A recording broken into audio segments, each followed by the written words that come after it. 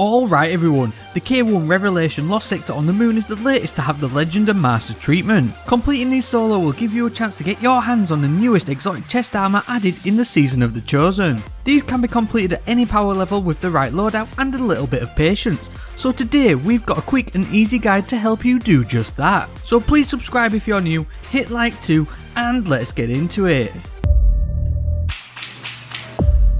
This lost sector rotates daily and can be located in Sorrow's Harbour on the moon and is accessed via the flag shown here just outside the lost sector's entrance. This indicates the modifiers too, which include both barrier and unstoppable champions, match game and locked loadout. Incoming void and aerial damage is increased, but you can also deal increased void damage too. We have barrier hive knights and unstoppable ogre champions scattered throughout, so let's take a look at the loadout for this.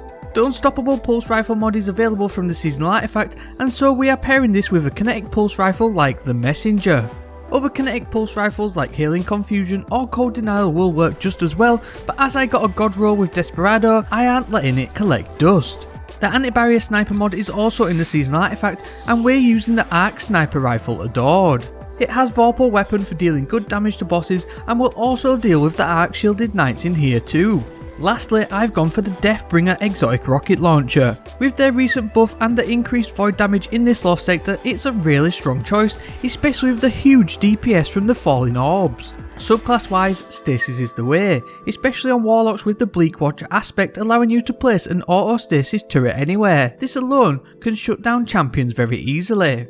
Even for Hunters and Titans, make use of your freezing abilities like Withering Blade or the Dustfield Grenades and pair it with the Whisper of Hedrons for an easy damage boost. Concussive Dampener and any resist mod will do, along with Rocket Launcher Ammo Finder and Scavenger mods too. Strategy wise, chip away with your pulse rifle on the hive at the start and eventually they'll back off. Use the elevated position and your stasis abilities here to clear the adds, including the first barrier champion. A second barrier champion will spawn on the lower part of the broken walkway, but watch out for the Shrieker who will end you in an instant.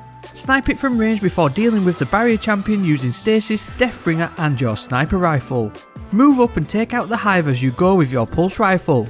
Next, you've got 3 crystal sections which are each protected by an unstoppable ogre which spawns after defeating adds nearby. Use your pulse rifle to stagger it and DPS as much as you can using cover to re-stagger as required.